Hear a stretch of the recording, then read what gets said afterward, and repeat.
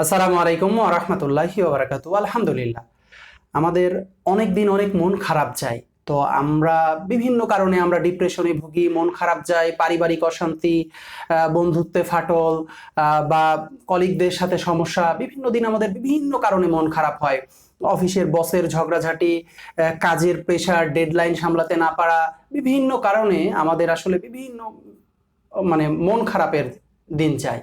তো মন খারাপের দিনগুলোতে আমরা আসলে কিছু সাইকোলজিক্যালি জিনিস যদি অ্যাপ্লাই করি, তাহলে আসলে মন খারাপটা হয়তো সম্পূর্ণ নিবারণ করা যাবে না, তবে কিছুটা ভালো থাকার যায়। এটা সাইকোলজি বলে যে আমরা যদি মন খারাপের দিনে এমন কিছু অ্যাক্টিভিটিস করি যেইটা আমাদের মন খারাপের দিনগুলোতেও, মন খারাপ এমনি হলে যতটা না খারাপ লাগতো আসলে ততটা খারাপ লাগবে না, কিছুটা আমরা ভালো বোধ করব বা সুস্থ বোধ করব।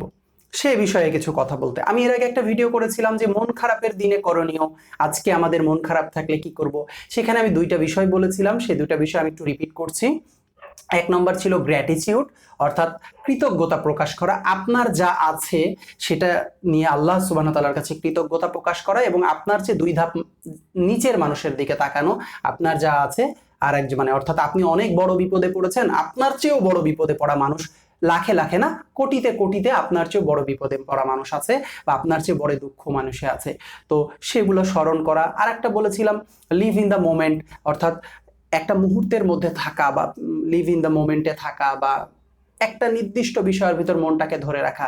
এগুলোর সাথে সাথে আমরা যদি মন খারাপের দিনে কিছু অ্যাক্টিভিটিস, রেগুলার অ্যাক্টিভিটিস গুলো করে থাকি, তাহলে আমাদের আসলে মন খারাপটা কম লাগবে। যেমন প্রতিদিন মন খারাপের দিনেও আপনি যদি 3 লিটার পানি পান করতে পারেন, মন খারাপের দিনে আমি আপনাকে বলতে পারেন যে এই পানি দিয়ে কি হবে, আমার মন খারাপে পানি খাওয়ার সাথে কি স্বাদ। এইটা হিউম্যান বডির সাথে সাইন্টিফিক্যালি এটা প্রুভেন যে আপনি যদি অ্যাটলিস্ট মিনিমাম 3 লিটার পানি মন খারাপের দিনে আপনি খেতে পারেন, আপনার বডি যদি হাইড্রেট থাকে আপনি অনেকটা ভালো বোধ করবেন। দ্বিতীয়ত যেটা বলবো, আপনি মন খারাপের দিনে অনেকের রুটিনে, ঘুমের রুটিনে পরিবর্তন আসে। আপনি 2বার দাঁত ব্রাশ করতে ভুলবেন না, সকালে খাওয়ার পরে এবং রাতে ঘুমাতে যাওয়ার আগে। এই 2বার দাঁত ব্রাশ করতে আপনি ভুলবেন না।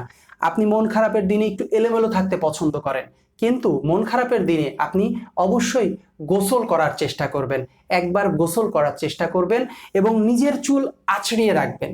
এগুলো প্রত্যেকটার পিছনে সাইন্টিফিক্যালি রিজন আছে, আমি হয়তো আপনাকে ওগুলো বলতে পারবো না, কিন্তু আপনাকে জাস্ট আমি বলে রাখছি মোটা দাগে যে মন খারাপের দিনে আপনি গোসল করবেন, মন খারাপের দিনে আপনি চুল আঁচড়াবেন, আপনি সুন্দর একটা পোশাক পরবেন, সুন্দর করে সাজবেন, আপনার কাছে যতটুকু মনে হয় মন খারাপের দিনে করণীয়। এবং মন খারাপের দিনে আপনি 3 বেলা খাবার খাওয়া বাদ দিবেন না। মন খারাপের দিনে আপনি 3 বেলা যে খাবার খান এটা কখনোই বাদ দিবেন না। মন খারাপের দিনে আমাদের খেতে ইচ্ছা করে না, রুচি হারিয়ে যায়, আপনি এটাকে ওষুধ মনে করে হলেও মন খারাপের দিনে 3বার খাবার খাবেন।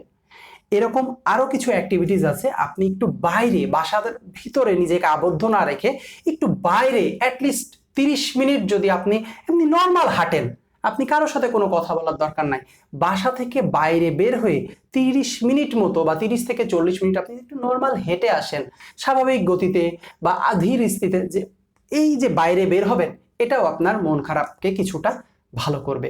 তো আজকে আমি যে বিষয়গুলো বলতে যাচ্ছিলাম, যে এই বিষয়গুলোকে একটু যদি আপনি খেয়াল করেন, তাহলে মন খারাপের দিনে আপনার মন কিছুটা হলেও ভালো থাকবে বলে আশা করি। আসসালামু আলাইকুম ওয়া রাহমাতুল্লাহি ওয়া বারাকাতুহু।